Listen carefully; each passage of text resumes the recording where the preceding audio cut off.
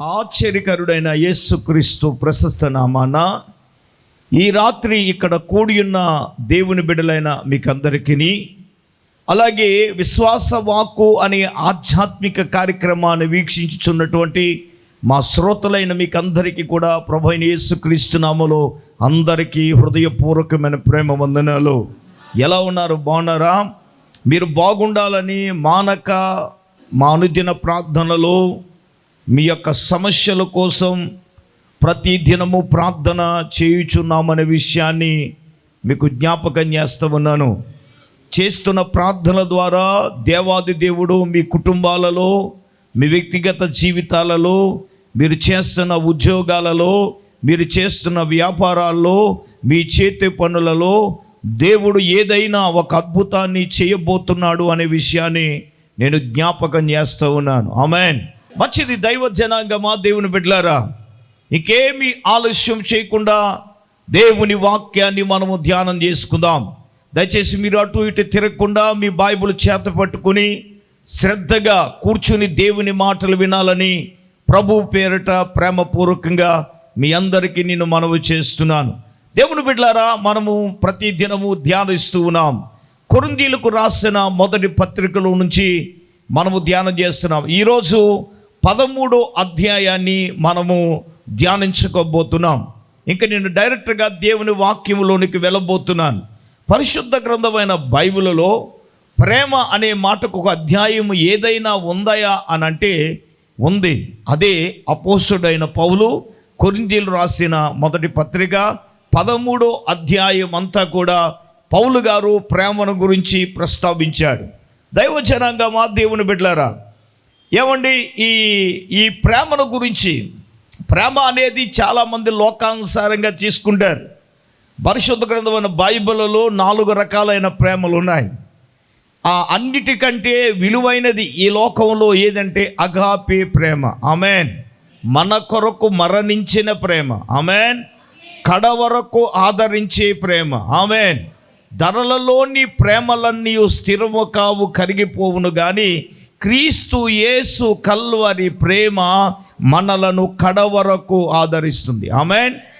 ఈ అగాపే క్రీస్తు ప్రేమ అనేది పౌలు గారు సంఘానికి హెచ్చరిక చేస్తూ ఉన్నాడు. మరి ఈ రాత్రి చాలామందితో దేవుడు దర్శించబోతున్నాడు. చాలామందితో దేవుడు మాట్లాడబోతూ ఉన్నాడు. ప్రేమ అనేది, ప్రేమను గురించి పౌలు గారు సంఘానికి ఏ విధంగా హెచ్చరిక చేస్తున్నాడు? ఏమండి, వేటిని గురించి ఆయన ప్రేమను గురించి మాట్లాడుతున్నాడు? నిజమే దేవుని బిడ్డలారా, ఒకవేళ ఈ లోకంలో సంపదలు ఉండొచ్చు, అధికారాలు ఉండొచ్చు, ఆస్తిపాస్తులు ఉండొచ్చు, నీకు ఎన్నైనా ఉండొచ్చు. ప్రియులారా, ఆధ్యాత్మికంగా కూడా ఎన్నైనా టాలెంట్లు ఉండొచ్చు. బైబిల్ ఏం చెప్తుందో, చివరికి నువ్వు ప్రేమ లేనివాడు అయితే, మాట్లాడండి, ప్రేమ లేకపోతే ఏమైపోతాం? వ్యర్థులమైపోతాం. అయితే ప్రియులారా, సంఘాన్ని గురించి పౌలు గారు ప్రత్యేకంగా ఒక అధ్యాయం అంతా కూడా ప్రేమను గురించే మాట్లాడాడు. ఆమేన్. చెప్పండి గట్టిగా. అయితే దేవుని బిడ్డలారా, ప్రేమను గురించి పౌలు గారు హెచ్చరించిన మాటలు మనము ధ్యానం చేసుకుందాం. చూద్దాం. మొదటి 4 వచనాలు, మొదటి 3 వచనాలు మనము దయచేసి చదవాలి. మనుషుల భాషలతోనూ నేను మాట్లాడినను ప్రేమ లేని వాడునైతే మ్రోగుడు కంచును, గనగనలాడు తాళమునయుందును. ప్రవచించు కృపావరము కలిగి మర్మములన్నీయు జ్ఞానమంతయు ఎరిగిన వాడునైనను, కొండలను పెక్కలింపగలిగిన పరిపూర్ణము విశ్వాసము గలవాడినైనను ప్రేమ లేని వాడినైతే నేను వ్యర్థుడిని అంటున్నాడు. ఆమేన్. మొట్టమొదటిగా మనకి ఎన్ని వరాలైనా ఉండొచ్చు. దేవదూషల భాషలతో మాట్లాడే వరం ఉండొచ్చు. పేదల కొరకు నీ ఆస్తినంతా నువ్వు హెచ్చించవచ్చు. ఏమండి, అదే కదా ఉంటా. మొట్టమొదటిగా బాబు నువ్వు భాషలు మాట్లాడచ్చు, రికారాబా షుకారాబా అనొచ్చు. దేవదూషల భాషలు మాట్లాడవచ్చు. ఏ భాషలు మాట్లాడినా ఎవరు ఎన్ని వరాలు కలిగిన ప్రేమ లేకపోతే ఏమైపోతావు? నాకు వరాలు ఉన్నాయి, వరాలు కూడెట్టో ఏసు రక్తం వేసి నీ ఆస్తి అంతా కూడా నువ్వు బీదలకు ఇచ్చేయచ్చు. ఉదాహరణకు నువ్వు ఎంత గొప్ప ధనవంతుడు అయినా, ఎంత వ్యాపారవేత్తవైనా, ఎంత అధికారువైనా, లేకపోతే సేవకుడు అయినా, లేకపోతే సంఘ పెద్దవైనా, నువ్వు సంఘములో సపోర్టర్గా నువ్వు ఉండొచ్చు. సేవకుడికి సంఘానికి ఎంతో సహకారం చేయొచ్చు. నానా నువ్వు ఎంత సహకారం చేసినా ఏం చేసినా, ఒరే నానా నువ్వు ప్రేమ లేకపోతే నువ్వు ఎవడు అని చెప్తుంది వాక్యం, వ్యర్థుడువు. మనుషుల భాషలైనా, దేవదూషల భాషలైనా, నానా నువ్వు ఎన్నైనా మాట్లాడవచ్చు, కానీ లేఖనము చెప్పే మాట ఏంటో తెలుసా?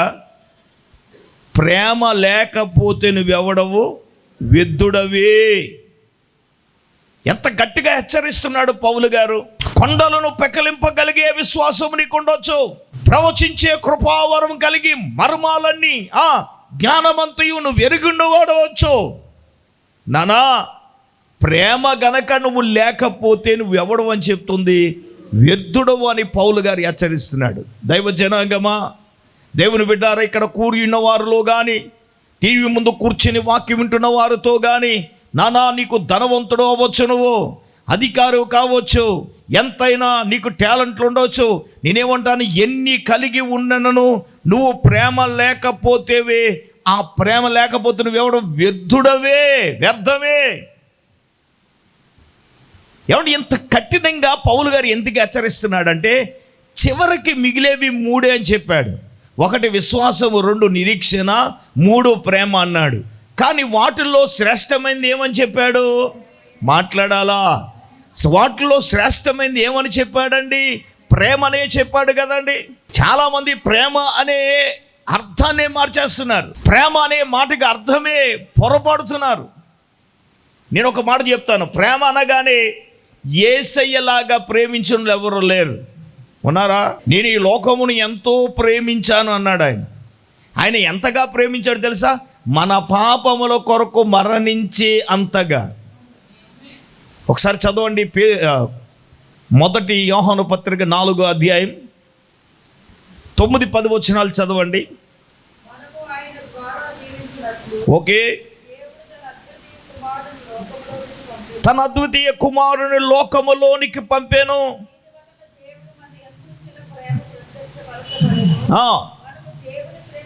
మనము దేవునిని ప్రేమించితిమని కాదు, తానే మనలను ప్రేమించి మన పాపములకు ప్రాయశ్చిత్తమై యుండుటకు తన కుమారుని పంపిన. ఇందులో గమనించండి, మన పాపముల కొరకు ప్రాయశ్చిత్తమై ఉండేను, అనగా మన కొరకు మరణించాడు, కలవరి శిలువలో తన ప్రాణమును మన కొరకు పెట్టి ఉన్నాడు.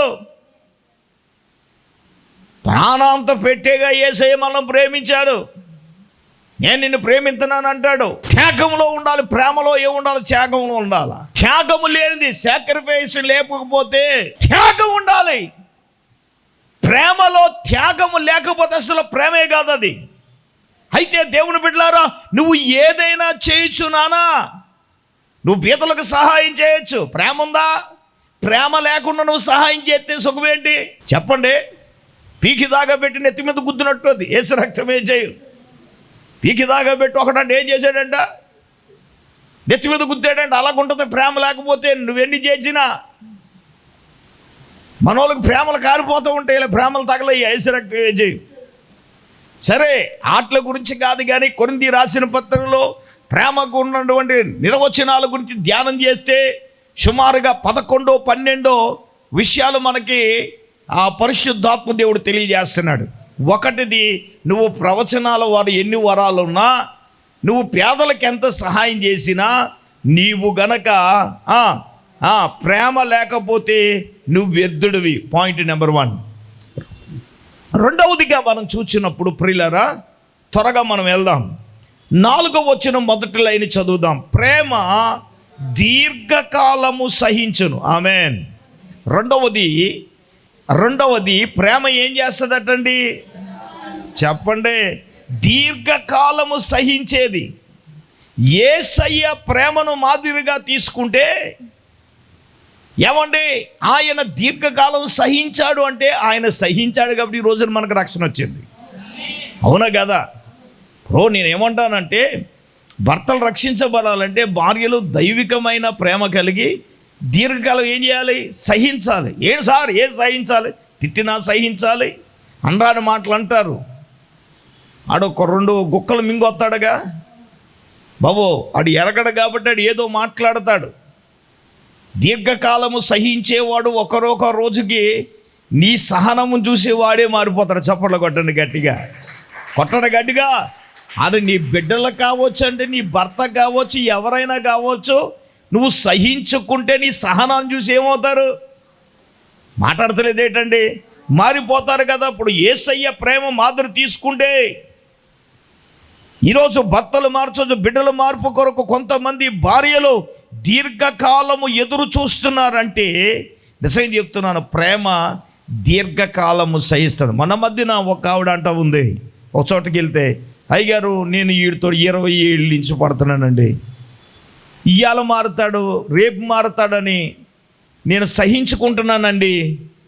ఆ భార్య వాపోతూ ఉంటే నేను అన్నాను, నీ ప్రార్థన విన్న దేవుడు ఒక నిమిషం చాలు ఆ వ్యక్తిని మార్చడానికి. దేవునికి స్తోత్రం చెప్పండి.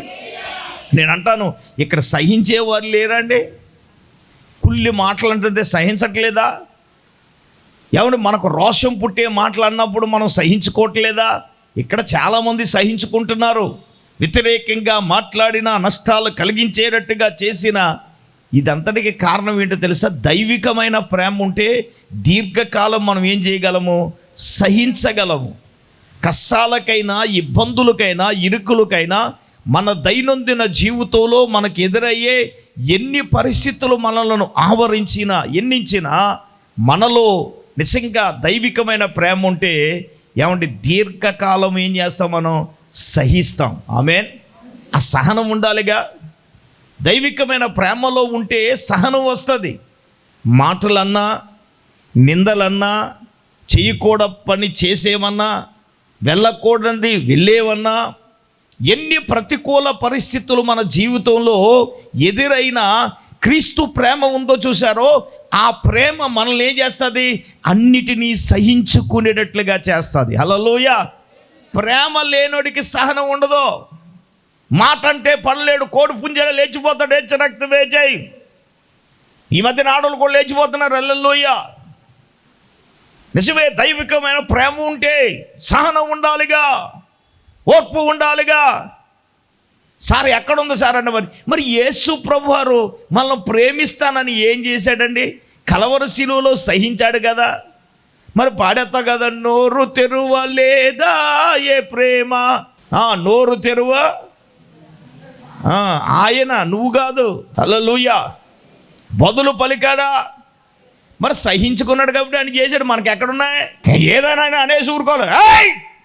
అన్నం అని చెయ్యాలి. ఎవడు సహిస్తాడు సార్? యేసుబాబు కాబట్టి సహించాడు. ఒకడు నాటకం వేసాడు. ఆ నాటకంలో పాత్ర ఏంటంటే, గోపు మీద కొడితేడు, కుడి చంపితే ఎడని చంపివ్వాలంట. చెప్పండి. నాటకంలో విరోధులు ఇద్దరిని పెట్టాడు. వాళ్ళిద్దరికి పడదీలు కేసు రక్తం వేచి. యేసుప్రభు వారు అంతవరకు ఓకే, కుడి చంపితే చెప్పండమ్మా, ఎడం చంపమన్నాడు.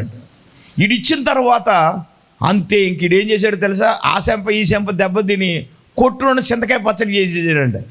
అంటే యేసుబాబు కుడి చంపితే ఎడం చంపమన్నాడు, మళ్ళీ తర్వాత ఏం చేయాలి చెప్పలేదు కాబట్టి నేను తన్నేసాను అన్నాడు. యేసు రక్తం వేసి. యేసు ప్రభు ఏం చేశాడు?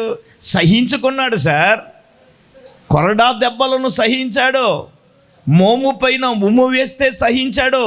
కొరడాలతో కొడితే క్షమించాడు ఆయన, సహించాడు ఆయన. చేదు చిరకను తాగనితే ఏం చేస్తాడు ఆయన?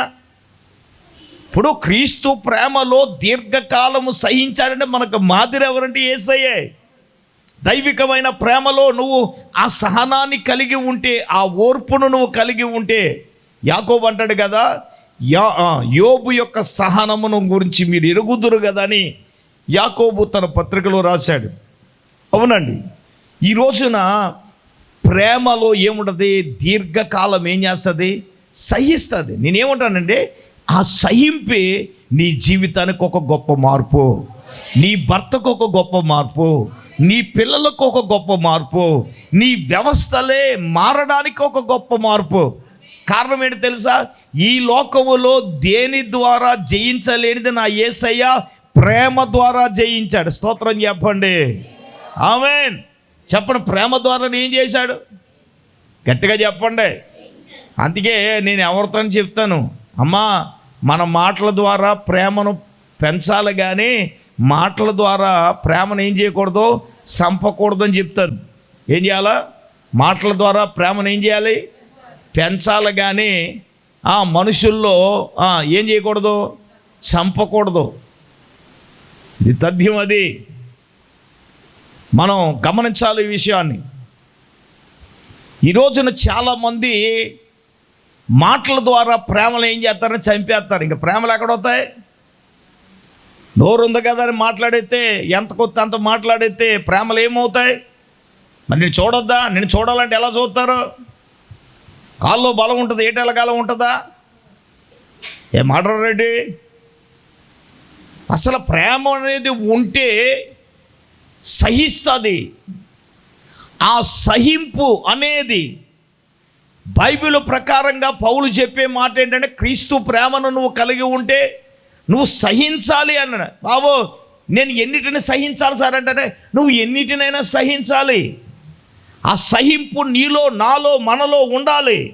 సరే, తర్వాత మూడవదిగా మనం చూస్తే ప్రేమ ఏమి చూపుతుందంటే దయ చూపుతుంది. హల్లెలూయా.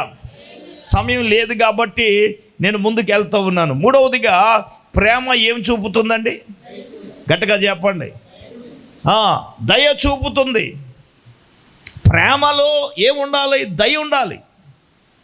నిజం చెప్తున్నాను, ఆయన మనం ప్రేమించాడు కాబట్టి, మన దయ చూపాడు కాబట్టి, నేను ఘోర పాపిని నాయన అని అన్నా నీ పాపములను యేసయ్య ఏం చేస్తున్నాడు? క్షమిస్తున్నాడుగా. ఇప్పుడు యేసయ్య పాపుల ఎడల ఆయన చూపించాడు, దయ చూపించాడు కదండి. చెప్పండి, దయ చూపించాడు కాబట్టి ఈ రోజున మనం అందరం ఏమయ్యాం? రక్షణ పొందాం. మూడవదిగా ఇక్కడ పౌలు గారు చెప్పేది ఏమిటంటే ప్రేమ ఏం చూపిస్తుందటండి? చెప్పండి గట్టిగా. దయ చూపిస్తుంది. దయగలిగిన మనసులో క్రీస్తు ప్రేమ నీలో ఉంటే దయ ఉందా? నీ భార్య మీద నీకు దయ ఉందా? నీ భర్త మీద నీకు దయ ఉందా? నీ పిల్లల మీద నీకు దయ ఉందా? నీ తోటి సహోదరుల మీద నీకు దయ ఉందా? నీ సేవకుడి మీద నీకు దయ ఉందా? నీ సంఘ పెద్ద మీద నీకు దయ ఉందా? హలో, క్రీస్తు ప్రేమ అనేది దయ చూపిస్తుందంటే, దయే లేకపోతే నీలో ప్రేమ ఎలాగున్నట్లు అంటూ ఉంటారు. దీనికి ఎంత చేసినా దయ లేదండి. హల్లెలూయా. చెప్పండి, ఏమి లేదు? దయ లేదని నేను అసలు ప్రేమ లేదు దానికి. యేసు రక్తం వేజే ప్రేమ ఉంటే ఏముంటుంది? మరి పాడేస్తుంది, దయా దాక్షణ్య పూర్ణుడా. ఆయనకి దయ ఉంది, నీకు లేదు. రక్తం వేజే దయ ఉంటే కొంచెం కరికరెత్తావుగా. కష్టంలో ఉన్న వ్యక్తి ఎడల నువ్వు నిష్పక్షపాతంగా, అంటే పక్షపాతం లేకుండా కొంత దయ చూపించాలి కదండి. ఇప్పుడు యేసుక్రీస్తు ప్రభుల వారు ఆయన దయ చూపించాడు కాబట్టి, అంటే దయ చూపించడం అంటే ఒక వ్యక్తి హాస్పిటల్ ఉంది, కష్టకాలంలో ఉంది అనుకోండి. ఆమెకు ఎవరు వెనకాల లేరు. ఆర్థికంగా మనం ఏం చేయాలా? సహాయం చేయాలి. ఇప్పుడు నేనేమంటానంటే, ప్రేమ ఉన్నవాడు దయ తెలిసి ఏం చేస్తాడు? పద్దాక మీరు ఇవ్వండి, పద్దాక దానికి ఇవ్వండి, దీనికి ఇవ్వండి. నిజంగా దయగలిగిన హృదయం ఉంటే మనం చెప్పవలసిన అవసరం లేదు. మనం వెంటనే ఏం చేయాలా? ఆ ప్రేమ అనేది ఉంటే దయాగుణం. దేవునికి స్తోత్రం, హల్లెలూయా. ఇప్పుడు అది ఏ విధమైనా సరే, వారు దయనందిన పరిస్థితుల్లో ఉంటే కష్టమ బాబు అని అంటే, నేను కంటికి సేవ చేస్తున్నప్పుడు తండ్రికి అనారోగ్యం అయిపోయింది. బాలాజీ అనే కుర్రోడికి స్కూల్లో ఫీజు కట్టాలి. 6,000 రూపాయలు నేను ఫీజు కట్టాను. ఎంత అండి? 6,000 రూపాయలు చదువు ఆగిపోయిందని. ఇలాగ చాలా చేశాను, ఎన్నో లెక్కలేనివి. ఏంటంటే అవన్నీ క్రీస్తు ప్రేమను బట్టి దయ చూపించడం. ఒక వ్యక్తి కష్టములో, బాధలో, ఇబ్బందుల్లో, ఇరుకుల్లో మనం ఉన్నప్పుడు దయ చూపించకపోతే, ఏదో మనం ఉన్నామా లేదా, మనం తిన్నామా లేదా, మన కడుపు నిండిందా లేదా, మన కుండ కదలకుండా ఉందా లేదా, అన్ని క్షేమంగా ఉన్నాయి, అది అసలు ప్రేమే కాదు. యేసు రక్తం ఏ చేయం. హల్లెలూయా. నీ గురించి నువ్వు చూపు, ఎదురు వారి ఎడలు నువ్వు చూపించాలి. మరి ప్రేమ తెగ కారిపోద్ది. పెదాల మీద యేసు రక్తమే చేయి. పెదాల మీద కారటం కాదు ప్రేమ, క్రియారూపకంగా చూపించాలి, అదే ప్రేమ. హల్లెలూయా. పెదాల మీద పప్పలుండే ప్రేమ కాదు. నీ పప్పల వల్ల, నీ మాటల వల్ల ఎదరోళ్ళకు కడుపు నిండదు. నీ మాటల వల్ల ఎదరోళ్ళకి అవసరాలు తీరో చెప్తుంది. మరి తేని వేసి అరిచేతలేదు మోక చేద్దాక నాకింత యేసు రక్తం ఏం చేయి. నీ మాటల వల్ల ఎదరు వాళ్ళకి పని అవ్వదు. గుప్పులు విప్పాలి. చేయి చాచి నువ్వేం చేయాలా చెప్పండి. దయ తలచకపోతే ప్రేమ ఉన్న వాళ్ళు, మనకి ఇల్లు ఉంది, ఇల్లు లేని వాళ్ళు ఉన్నారు, వాళ్ళు ఎడలు మనం ఏం చూపించాలా? మరి పాడేస్తా, నాకున్నవన్నీయు అయ్య బాబోయ్ నువ్వు ఇచ్చినవే ప్రభువా, నేను దయ తెలిసి మాత్రం ఎవరికి ఇవ్వను, నువ్వు మాత్రం నాకు ఇచ్చేయా, పంపే నింపే పంపు నింపు. ఈ ప్రార్థన తగలయ్యా. యేసు రక్తం చేయి. పంపాలి చెప్పండి, పంపాలి. పంపు నింపు. పంపుని ఏం పంపాలి, ఏమి నింపాలి? యేసు రక్తం చేయి. నేను అంటాను, నువ్వు గనక దయచేస్తే ఆయన పంపవలసిన పంపుతాడు. ఆమేన్. హల్లెలూయా. ప్రేమలో మనం ఇతరుల ఎడల దయ చూపకపోతే అసలు అది క్రైస్తవమైన ప్రేమే కాదండి. ఈరోజు నువ్వు దయ చూపించాలి. పాడతో దయ గలవారిపై దయ ఆయన చూపిస్తాడు. నువ్వా? హల్లెలూయా. నిజమైన క్రైస్తవమైన ప్రేమ ఉన్నవాడు ఇతరుల ఎడల ఏం చూపిస్తాడు? దయ చూపిస్తాడు. యేసయ్య చూపించాడు. ఒక చదువు లేనోడు ఉంటాడు, ఫీజు కట్టండి. ఒక అనారోగ్యంతో మందులు కొనుక్కోలేకపోతున్నాడు కానీ మందులు కొనివ్వండి. దయ చూపించడం అది. ఆమేన్. ఇంకో మాట చెప్పనా, పరలోక బ్యాంక్ ఇప్పినప్పుడు ఇవన్నీ నువ్వు చేసి నీ అన్నీ అయ్యో వస్తాయి, దేవునికి స్తోత్రం. నువ్వు 10 ఏళ్ళటి చీర కొనుక్కున్నా రాదు, కానీ ఎదరోడికి ఒక కష్టంలో ఉండి చీర లేని వాడికి ఒక చీరనిస్తే ఆడికి చేస్తే ప్రభు ఏమన్నా నాకు చేసినట్లే అన్నారు లేదా? మన దయ చూపమన్నారు. ఆమేన్. సరే, దేవునికి స్తోత్రం. హల్లెలూయా. తర్వాత 4వదిగా మనం చదువుదాం. 4వ వచనం కంటిన్యూ చేద్దాం. 4వదిగా ప్రేమ ఏం పడదండి? అబ్బబ్బబ్బబ్బబ్బా, ప్రేమ ఏం పడదండి? ప్రేమ ఎదుటి వారిని, అనగా అది అన్నదమ్ములు అయితే కావచ్చు, అక్క చెల్లెళ్ళైనా కావచ్చు, స్నేహితులైనా కావచ్చు, రక్త సంబంధికులైనా కావచ్చు, చివరికి తోబుట్లైనా కావచ్చు, ఇరుగు పొరుగు వారైనా కావచ్చు, వారు అభివృద్ధి చెందుతుంటే, వారు డెవలప్ అవుతుంటే, వాళ్ళ అభివృద్ధిని చూసి వాళ్ళ అభివృద్ధిని కోరుకుంటే, ఆమేన్, వాళ్ళ అభివృద్ధిని కోరుకోవాలే కానీ వాళ్ళ అభివృద్ధిని చూసి నువ్వేం పడకూడదు. హల్లెలూయా. మళ్ళీ అందరూ బాగుండాలి. అబ్బబ్బబ్బా, ఎంత మేమనంగా చెప్పారండి. అది లోక సామెత. అది హలో, పొరుగువారి అభివృద్ధిని కోరుకోవటం ప్రేమలోని నిర్వచనం ఏంటో తెలుసా? వారిని చూసి మనం ఏమవ్వకూడదు, మత్సరపడకూడదు. మత్సరం అంటే అర్థమవుతుందా? అచ్చ తెలుగులో చెప్పాలని కుళ్ళుబోతుతనం. నేను అసలు పదం చెప్పేసి ఇంకా దానికన్నా నిర్వచనం ఏమైనా ఉందామా? లేదు. తోటి సహోదరులు అభివృద్ధి చేస్తేనే నువ్వు ఓర్చలేకపోతున్నావుగా. నీ అక్క బాగుపడుతున్నా చూస్తేనే నువ్వు చెల్లివయ్యుడు. నువ్వు క్రీస్తు ప్రేమలో ఏముండకూడదు, మత్సరం ఉండకూడదు, అభివృద్ధినే కోరుకోవాలి. ఈ రోజున ఆవిడ అన్నది, ఈ మధ్య నాకు ఏడుపు గోళ ఎక్కువైపోయింది అయ్యారు అన్నది. మరి నన్ను ఏం చేయమంటావు అన్నది. హల్లెలూయా. ఏ గోళ ఎక్కువైపోయిందంట? గట్టిగా చెప్పండి. నేను అన్నా, నువ్వు బోర్డు ఎట్టి అన్నాను. దేవునికి స్తోత్రం. ఏం బోర్డు అంటే నన్ను చూసి నువ్వు ఎవరు లారీ వెనకాల ఉంటుంది కదా, ఏమని చెప్పండి రా తల్లులారా. లారీ వెనకాల బోర్డు ఏముంటుంది? నన్ను చూసి నువ్వు కూడా బోర్డు తగిలించే. దేవునికి స్తోత్రం. హల్లెలూయా. ఉండదేంటి కన్ను? మొన్నటి దాకా తాటాకు ఉండేది పీకేసి బేస్మెంట్ అయ్యిగానే ఏదో తగిలేసింది మా ఓడికి కానీ దేవునికి స్తోత్రం. అనేవారు లేదా అండి? మచ్చర పడేవాళ్ళు లేరంటే మచ్చర పడే వాళ్ళు ఉన్నారు. నన్ను చూసి మచ్చర పడేవాళ్ళు ఉన్నారు. అది క్రైస్తవులు కాదులేండి, మా రక్త సంబంధికులే. నా పేనానికి పడి తెగేడుతున్నారు ఏసు రక్త వేజం. పాపం మా తాతగారు ఇచ్చిన పాకలు అలాగుంటే వాళ్ళకి ప్రశాంతంగా ఉండేది. దేవుడు ఏం చేశాడంటే సమస్తాన్ని దేవుడు మార్చాడు. ఏమండి, ఎదురువారి అభివృద్ధిని కోరుకోవడమే నిజమైన క్రైస్తవమైన ప్రేమ ఉన్నవాడు. వాళ్ళని చూసి ఏం పడడండి? మత్సర పడడు. ఆమేన్. అమ్మ బాగుండాలి.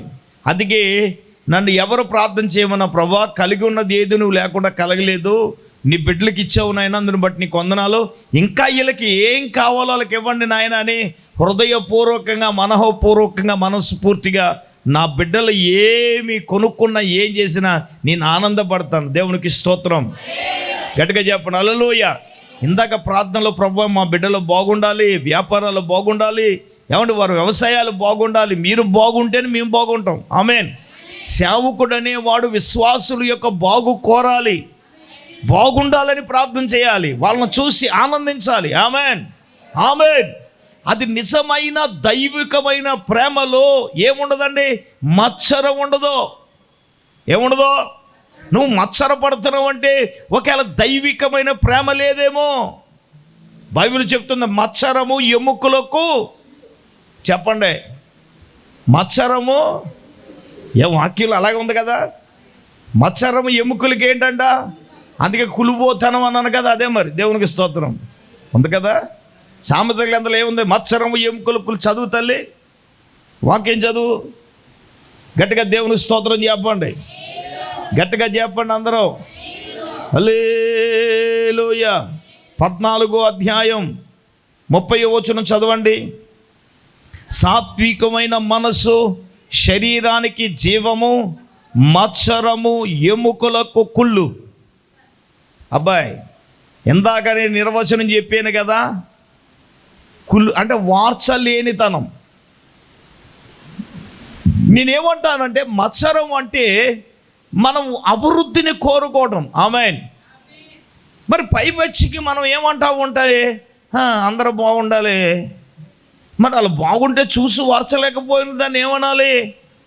హలో, మనం అలాగ ఉండకూడదు.